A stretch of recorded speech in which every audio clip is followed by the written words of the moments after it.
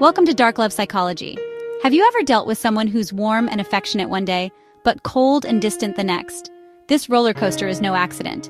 It's a psychological trap designed to keep you hooked.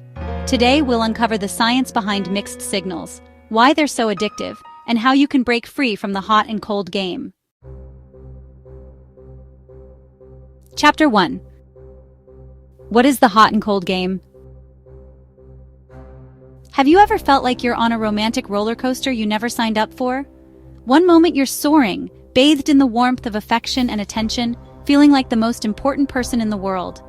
The next, you're plunging into a chilling silence, left questioning what you did wrong. This dizzying, confusing, and emotionally draining experience has a name: the hot and cold game. It's a pattern of behavior that can leave you feeling addicted, anxious, and completely destabilized. But understanding its mechanics is the first step toward reclaiming your emotional equilibrium. Let's first break down the hot phase, because its intensity is what makes the subsequent coldness so jarring. This isn't just casual affection, it's often an overwhelming display known as love bombing. During this stage, the person might shower you with constant communication. You'll wake up to long, poetic messages and go to sleep on a video call. They'll compliment you excessively, not just on your appearance, but on the very essence of your being, saying things like, "I've never met anyone who understands me like you do," or "You're the person I've been waiting for my whole life." They create a whirlwind of shared experiences, planning exciting dates and making grand promises for the future.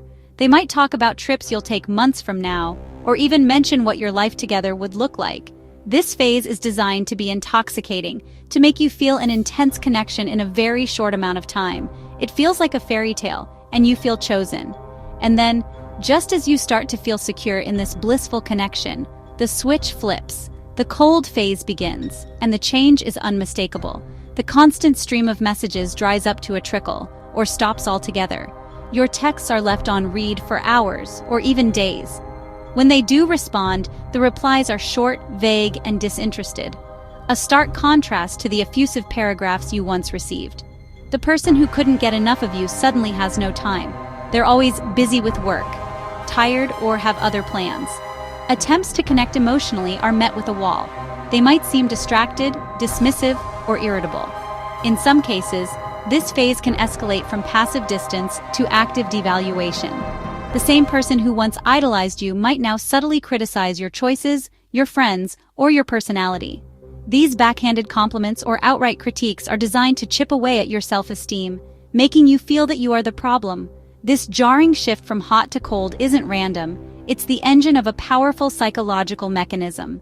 The dynamic creates what psychologists call an intermittent reinforcement schedule.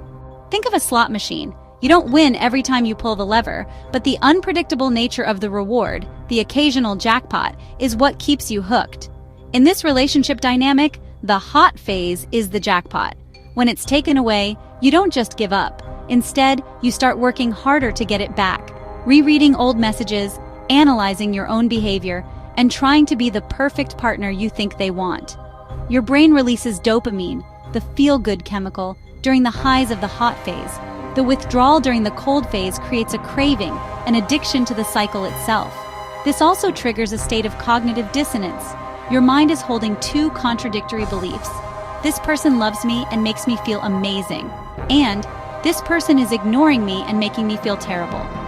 To resolve this mental conflict, it's often easier to rationalize their negative behavior than to accept the painful truth. You might tell yourself, "They're just stressed," or "Maybe I'm being too needy."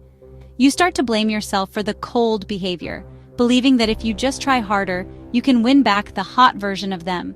This is how the bond strengthens, not in spite of the inconsistency, but because of it. You become tethered to the hope of returning to that initial intoxicating high. This pattern can manifest in many ways. Consider the digital ghoster, who floods your phone with attention, memes, and late-night calls for a week, making you feel completely seen, only to vanish into thin air. They won't answer calls or texts, but you see them active online. Then, days later, they reappear with a casual, "Hey, what's up?" as if no time has passed, leaving you to question your own sanity.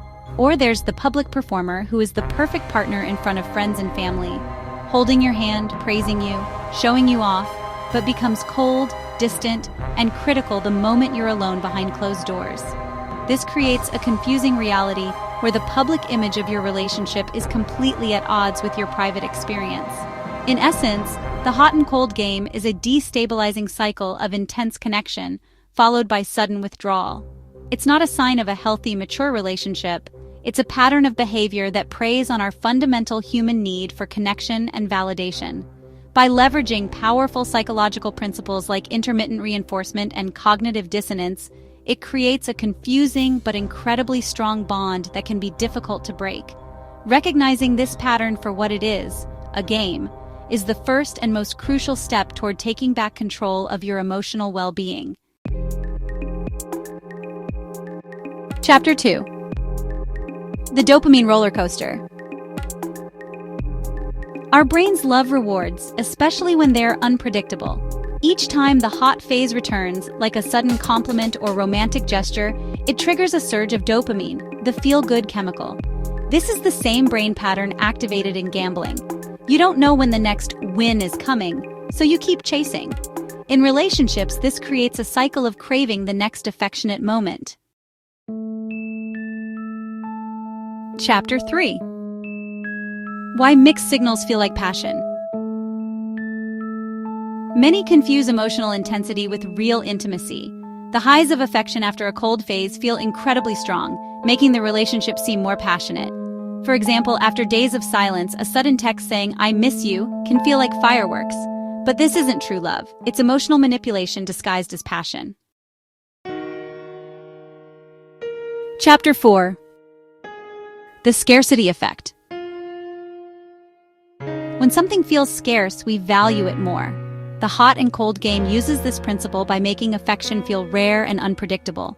Think of it like water in a desert. When you're deprived, even a drop feels life-changing.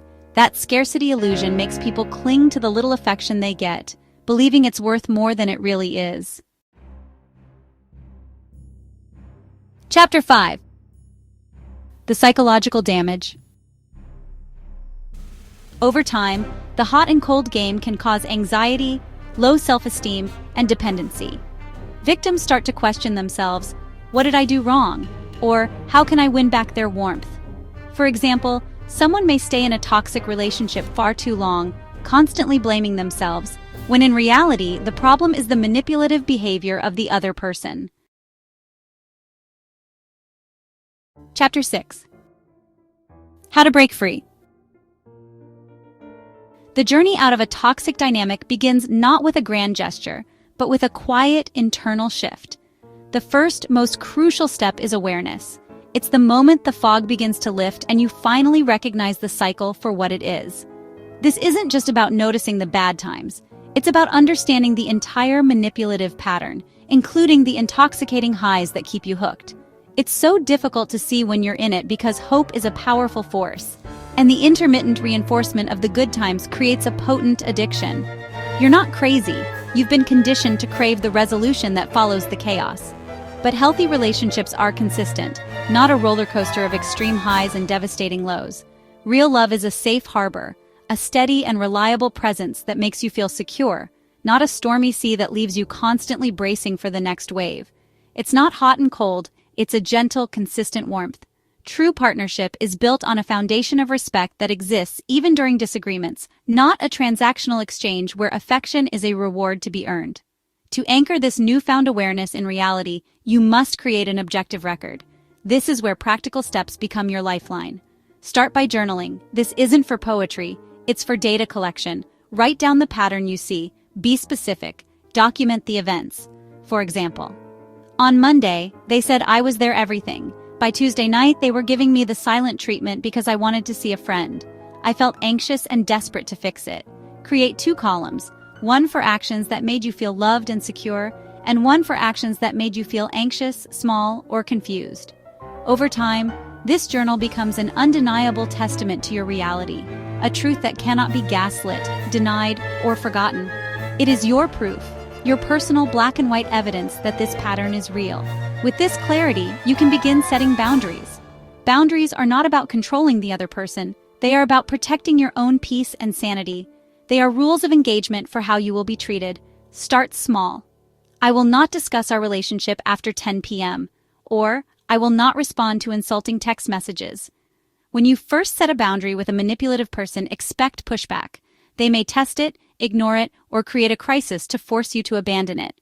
This is a predictable extinction burst. Your job is to hold firm.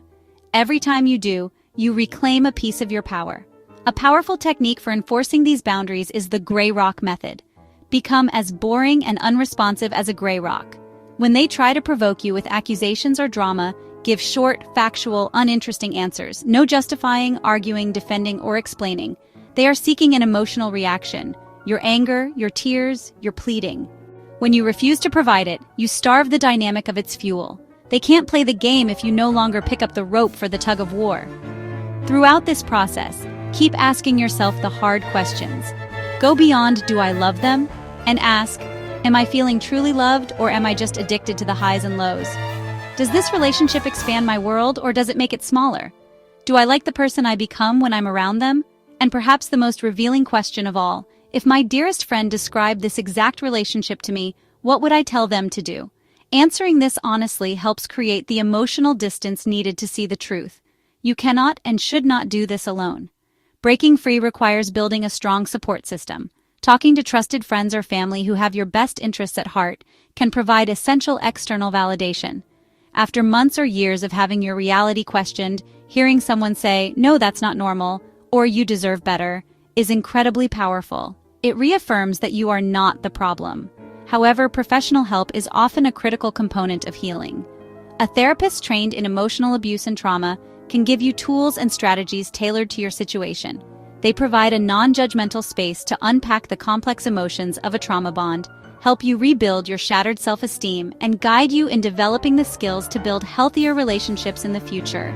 They are a professional guide to help you navigate your way out of the woods. Finally, as you create distance from the toxic dynamic, you must intentionally reconnect with yourself. The cycle of abuse often erodes your identity, your hobbies, and your passions. Make a list of things you love to do before the relationship consumed your life. Pick one and do it this week. Reclaim your time and your joy. Focus on your physical well-being. The constant stress has taken a toll on your body. Prioritize sleep, nourish yourself with good food, and move your body in a way that feels good. A gentle walk, stretching, dancing in your living room. This isn't about punishment.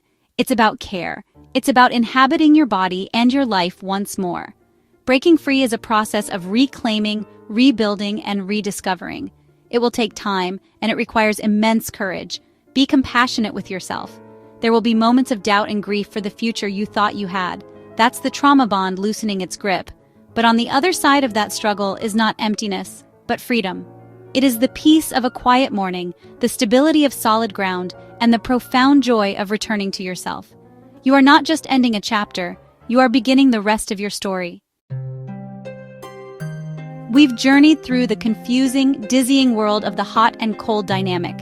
We've seen how a partner can shower you with affection one moment, only to pull away into a distant, icy silence the next. It's a pattern that leaves you questioning everything. Yourself, the relationship, your own sanity. But as we reach the end of our discussion, it's crucial to consolidate everything we've learned into one undeniable truth. The hot and cold game isn't love. It's not passion. It's not complexity. It is, at its core, a strategy of control. True love seeks to build security. This game seeks to destroy it. Healthy connection thrives on consistency. This dynamic thrives on chaos. And understanding this distinction is the first, most critical step toward reclaiming your emotional freedom. So, why does it feel so addictive? The answer lies in a powerful psychological principle called intermittent reinforcement. Think of a slot machine. You pull the lever, and most of the time you get nothing. But every so often, you hit a jackpot. It's that unpredictable reward that keeps you pulling the lever, convinced the next big win is just around the corner. The manipulator uses your emotions in the same way. The cold periods are the empty pulls of the lever. The hot periods of intense affection are the jackpot. This isn't just a metaphor, it's neurochemical. When you receive that sudden burst of affection after a period of neglect, your brain is flooded with dopamine, the same neurotransmitter associated with pleasure and reward. This creates a powerful, addictive bond. The lows of being ignored create a state of craving, a desperate hunger for the next dopamine hit that only they can provide. You become addicted not to the person, but to the cycle of relief they offer from the anxiety they themselves create. Over time, this emotional roller coaster does profound damage. It erodes your self-worth. You start to internalize the blame. What did I do wrong to make them pull away? If I were just more interesting, more patient, more attractive, they would be consistently warm. You begin to walk on eggshells, contorting yourself into knots to please them, hoping to earn the hot phase and avoid the cold one. This is compounded by cognitive dissonance, the mental stress of holding two contradictory beliefs. This person who claims to love me is also the source of my greatest pain. To resolve this conflict, the mind often chooses the path of least resistance. It minimizes the pain and magnifies the moments of affection, creating a distorted reality where the relationship still seems worth fighting for. But then, a moment of clarity can break through the fog. It might be a friend pointing out the pattern, or watching a video like this one. Suddenly, you see it not as a series of isolated incidents, but as a deliberate repeating cycle. This is the turning point. Recognizing the game for what it is, a calculated form of manipulation, is the key that unlocks your cage. It shifts the blame from "what's wrong with me?" to "what's wrong with this dynamic?" Once you see the game, you can choose to stop playing. This is where your power lies. The first step is radical acceptance, accepting that this behavior is not a sign of their tortured soul or deep love, but a tool for control. Stop making excuses for them. The second step is to begin creating emotional and physical distance. This is about reclaiming your energy. Stop being the one to always initiate contact. Let their texts sit for a while. Start filling your schedule with things that have nothing to do with them. This isn't about playing a game back, it's about disrupting the pattern. Set firm boundaries. When they try to pull you back in, state your needs clearly. I need consistency. I'm not available for last-minute plans. Their reaction to these boundaries will tell you everything. The most important step is to turn your focus inward. This dynamic has made them the center of your emotional universe. It's time to put yourself back on the throne. Reconnect with friends. Dive back into hobbies. These actions stabilize your nervous system and remind you that you are a whole person outside of their validation. As you do this, you begin to understand what real, healthy love actually looks like. It isn't a frantic, anxious chase. It's a calm harbor. It's built on mutual respect, open communication, and unwavering consistency. It feels safe. It feels like coming home to yourself, not losing yourself in someone else. Stepping away from a manipulative dynamic is not a failure. It is a profound victory. It's an act of courage and radical self-love. You are choosing peace over chaos, security over anxiety, and authenticity over performance. You are moving toward a future where you are valued for who you are, consistently and wholly. The path may feel uncertain at first, but with every step you take away from the game, you step closer to genuine connection and the healthy, fulfilling love you truly deserve. This journey of healing can be challenging, but you don't have to walk it alone. If this video resonated with you, please share your thoughts in the comments below. Your story could be the moment of clarity that someone else desperately needs. If you found this video helpful, please give it a thumbs up to help it reach more people. And consider sharing it directly with a friend who needs to hear this message. Finally, to continue arming yourself with knowledge, don't forget to subscribe to Dark Love Psychology and click the notification bell. Our mission is to provide you with the insights and tools to navigate complex relationships, build your resilience, and find the genuine, supportive love that awaits you. Thanks for watching until the end. See you in the next video.